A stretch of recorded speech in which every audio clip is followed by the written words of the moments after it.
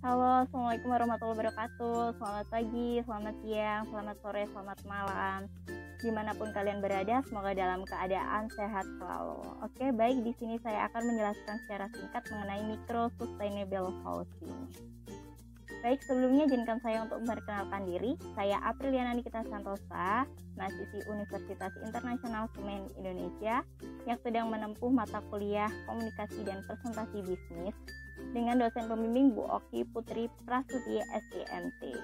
Untuk memenuhi tugas KPB dengan mengangkat topik mengenai pemanfaatan daur ulang barang menjadi sesuatu yang bernilai, saya akan membahas suatu limbah yang dinyatakan tidak dapat dimanfaatkan dan tidak dapat diuraikan itu menjadi produk yang menarik dan penuh manfaat. Nah, saya akan bahas dengan beberapa outline yang ada. Yang pertama problem, kedua solution, dan yang ketiga conclusion. Baik, untuk yang pertama mengenai problem, banyak yang menyatakan bahwa styrofoam atau polystyrene tidak baik bagi lingkungan.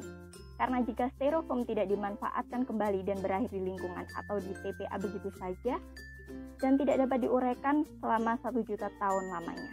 Tapi bayangkan, jika material yang tidak dapat diuraikan selama 1 juta tahun lamanya ini dapat menjadi material pengisi rumah dinding kita semua nantinya. Yang pertama ada styrofoam.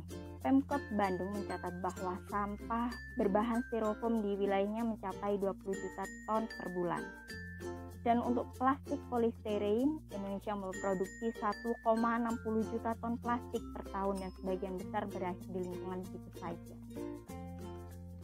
Dan ada pun juga emisi karbon. Emisi karbon dioksida ini salah satu muasalnya, penyebabnya berasal dari aktivitas rumah tangga, aktivitas kita sehari-hari.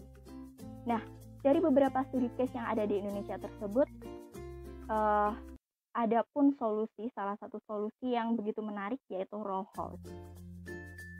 Bagaimana tidak? Karena styrofoam yang dinyatakan tidak dapat diuraikan dan tidak dapat dimanfaatkan dapat menjadi salah satu material untuk rumah tinggal kita nantinya. Nah, apa sih row house itu?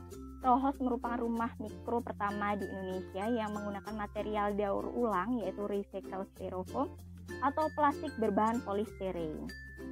Row house bukan rumah kecil yang murahan, namun merupakan rumah dengan desain minimalis dan konsep sustainable living. Nah, kenapa row house sebegitu menariknya? Karena row house ini dibangun dengan konsep zero waste sustainable dan bangunannya menggunakan metode prefabrikasi. Kenapa? Untuk mengeliminasi sampah konstruksi di site dan pembangunannya yang dipercepat. Nah, row house juga menggunakan dinding bipanel untuk menghindari 2,3 ton emisi karbon dioksida jika dibandingkan dengan penggunaan batu bata. Nah, ini baru material dari dinding rumah row house. Bagaimana jika kita bisa mengurangi emisi karbon dari gaya hidup kita sehari-hari nantinya? Row house juga merupakan rumah yang hemat lahan dan hemat energi, estetik dan minimalis, dan sistem bangunan yang monolitik atau satu kesatuan sehingga bangunan ini dapat dinyatakan tahan gempa. Dan dapat dinyatakan tahan gempa tersebut karena memang sudah diuji menggunakan simulator gempa.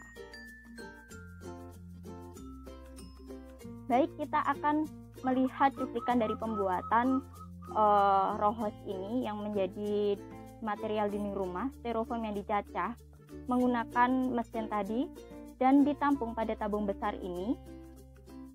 Kemudian setelah itu styrofoam tidak hanya dari styrofoam tapi ada campuran plastik biji dari polystyrene dan digiling menggunakan suhu 120 derajat Celcius sehingga menjadi satuan balok kain yang kokoh.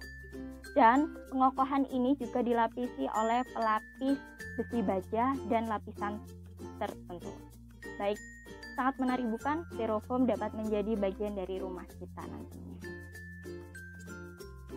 Nah, untuk teman-teman yang kepo atau ingin lebih jauh lagi mengenai row house, kenapa? Karena begitu menariknya kan, styrofoam bisa menjadi salah satu bahan atau material yang sangat penting bagi kehidupan kita nantinya, karena row house ini bangunan yang begitu minimalis dan estetik. Teman-teman bisa kunjungi Instagramnya di @rowhouse.id. Baik, sekian penjelasan yang dapat saya sampaikan. Kurang lebihnya saya mohon maaf. Terima kasih. Wassalamualaikum warahmatullahi wabarakatuh.